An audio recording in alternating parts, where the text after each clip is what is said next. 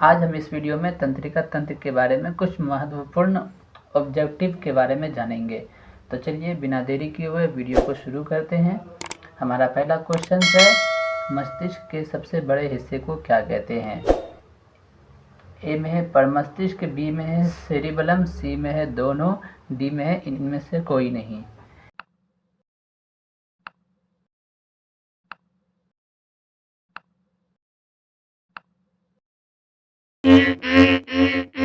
तो हमारा जो आंसर होगा वो होगा सी यानी कि दोनों। इंग्लिश में कहते हैं सेरिबलम और हिंदी में कहते हैं परमस्तिष्क। ओके, तो ये दोनों एक ही है, अलग अलग नहीं है। ये हिंदी हो गया और ये उसी का इंग्लिश हो गया, ठीक है ना। इसलिए याद रखिएगा, हिंदी में परमस्तिष्क, इंग्लिश में सेरिबलम, ठीक है। हमारा दूसरा क्वेश्चन है, ईईजी टेस्ट किसकी गति को मापने के लिए किया जाता है? ठीक है, तो इसका आंसर देखिए, पहला ए में हृदय, बी में है मस्तिष्क, सी में है यकृत, डी में है फेफड़ा।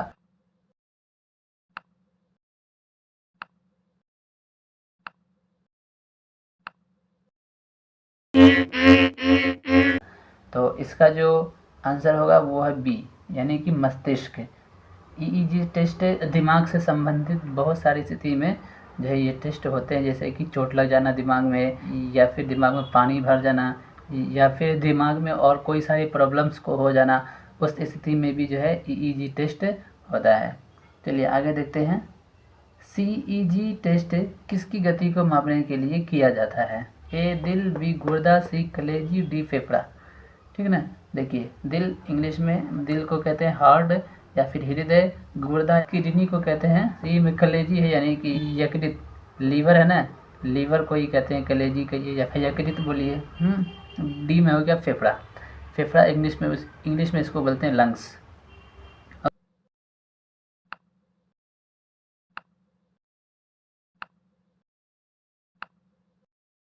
जो आंसर हो जाएगा वो हो जाएगा दिल। ईसीजी टेस्ट जो होता है दिल की धड़कन को मापने के लिए क्या आता है? दिल की गति है ना, यहाँ पे था, एक था ईईजी है ना, यहाँ ईसीजी। तो दोनों में फ़र्क याद रखिएगा। ये ईईजी जो है वो दिमाग की गति को मापने के लिए होता है, ये वाला टेस्ट। और ईसीजी टेस्ट जो है वो होता है दिल की धड़कन को मापने के लिए, दिल की गति को मापने के लिए ये वाला टेस्ट होता है। ओके, आगे देखते हैं, ईईजी टेस्ट का फुल फॉर्म क्या है? ठीक है, ईईजी टेस्ट का जो फुल फॉर्म क्या है? ए में है इलेक्ट्रो एनर्जी ग्राम, बी में है इलेक्ट्रो इंसेफेलोग्राम, सी में है इलेक्ट्रो इम्यूनोग्राम, डी में है इलेक्ट्रो एंडोग्राम। तो इसका आंसर क्या होगा?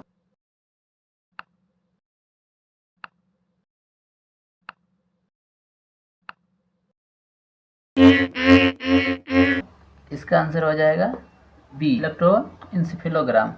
ओके, ईईजी का फुल फॉर्म याद रखिएगा। और ईईजी टेस्ट होता है किसके लिए है? तो मस्तिष्क की गति को मापने के लिए, यानी कि दिमाग की गति को मापने के लिए ईईजी टेस्ट का उपयोग होता है। ठीक है, आगे देखते हैं, ईसीजी का फुल फॉर्म क्या है? ईसीजी, ए में इलेक्ट्रोकार्पसग्राम, बी में इलेक्ट्रोकेंडलग्राम, सी में इलेक्ट्रोकार्डियोग्राम, डी में है इलेक्ट्रोकार्डियोग्राम।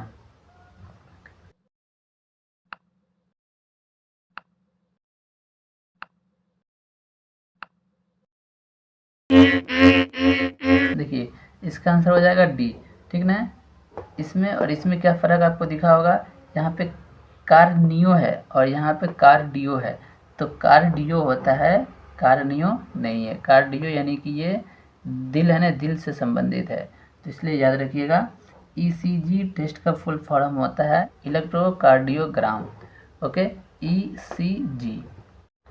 अगला देखते हैं, अगला है, मानव शरीर के किस अंग का प्रत्यारोपण नहीं किया जा सकता है? ठीक है, प्रत्यारोपण मीन्स क्या होता है? नहीं, किसी चीज़ को दोबारा से अटैच करना या जोड़ना, उसको कहते हैं प्रत्यारोपण।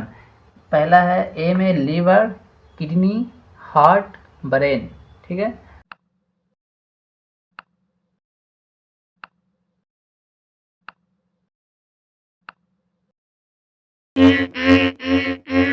तो इसका आंसर हो जाएगा ब्रेन।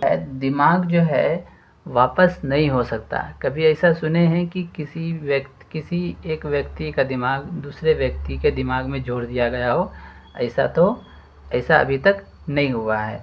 तो हार्ट अब क्या है, हार्ट का चेंजिंग हो सकता है, किडनी का चेंजिंग हो सकता है, लीवर का भी चेंजिंग हो सकता है, या लीवर को भी ठीक किया जा सकता है, लेकिन ब्रेन है इसको चेंजिंग अभी तक नहीं हुआ है। इसीलिए मानव शरीर का जो मस्तिष्क है, ब्रेन है, इसका दोबारा से इसका प्रत्यारोपण नहीं हो सकता है, यानी कि अदल बदल नहीं हो सकता है।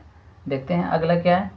मानव शरीर के किस अंग की पुनः निर्माण की क्षमता सबसे कम होती है? देखिए, ए में लंग्स, बी में लीवर, सी में ब्रेन, डी में किडनी।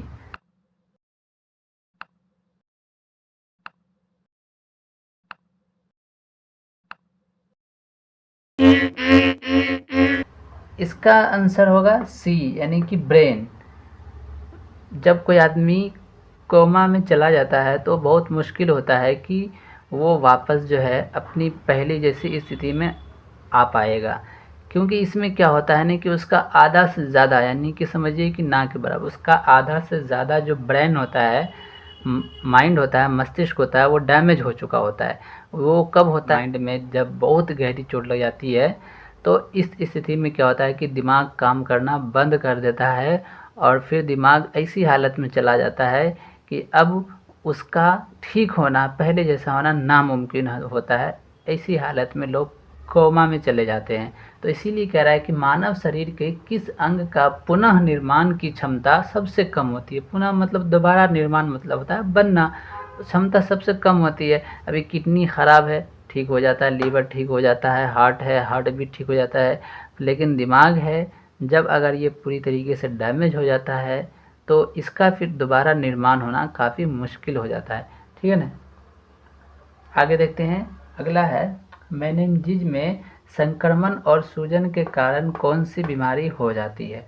ठीक ना।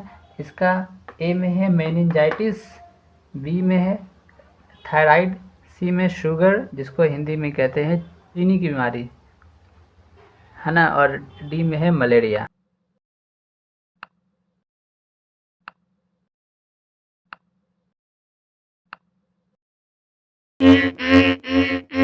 देखिए, इसका आंसर हो जाएगा मेनिंजाइटिस।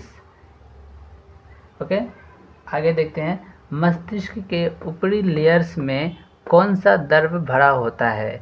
मस्तिष्क यानी हमारा जो ब्रेन होता है, दिमाग होता है, उसके जो ऊपर वाले जो लेयर होते हैं, उसके ऊपर वाले लेयर कहते हैं, जैसे कि इस तरीके से कभी अगर बना होता है, ठीक है ना, तो इसके ऊपर इसके ऊपर इसके ऊपर इसके ऊपर तल्ले ऊपर जो होते हैं, तो ये सब क्या होते हैं? ये सब को बोलते हैं लेयर्स। ठीक है ना, ये सब को क्या बोलते हैं? लेयर्स। जैसे कि कोई चीज़ के ऊपर एक बैग किसी के ऊपर तल्ले ऊपर जो रखा हुआ रहता है, तो उसको लेयर्स बोलते हैं। तो बीच बीच में जो है ना पानी भरे होते हैं, फ्लूइड। यहाँ पे ना द्रव को ही कहते हैं फ्लूइड, पानी जैसा होता है, वो बीच बीच में भरा होता है। तो वही कह रहा है कि वो जो पानी जो होता है, द्रव होता है, वो उसका नाम क्या होता है? तो पहला में है साइटोप्लाज्म, दूसरा में है क्रोमोप्लाज्म, तीसरा में है सेरेब्रो स्पाइनल फ्लूइड। ओके, जो पानी जो भरा होता है बीच में, उसका नाम है सेरेब्रो स्पाइनल फ्लूइड। चलिए आगे देखते हैं, मानव मस्तिष्क जिन हड्डियों से बने ढांचे में रहता है उसे क्या कहते हैं? ए में मेडुला, पर मस्तिष्क, क्रेनियम, या फिर कोई नहीं।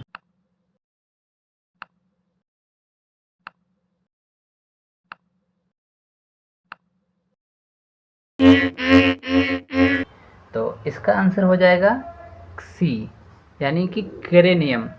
देखिए, वो हड्डी जो होती है उस हड्डी का नाम है। जैसे कि अगर हम लोग घर में हैं तो घर में कुछ भी हो, हम लोग सुरक्षित हैं अपने घर में, बाहर में कुछ भी लोग घर में रहते हैं तो सेफ रहते हैं। ठीक है, उसी तरह जिस हड्डी के अंदर में वो सुरक्षित है, सेफ है, उस हड्डी का नाम है क्रेनियम। ओके, तो आज के लिए इतना ही, फिर हम आपसे मिलेंगे नेक्स्ट वीडियो में। तब तक याद करते रहें, और अगर आपका कोई डाउट है तो कमेंट कीजिए। हम आपके कमेंट का आंसर ज़रूर देंगे। Thanks for watching. जय हिंद।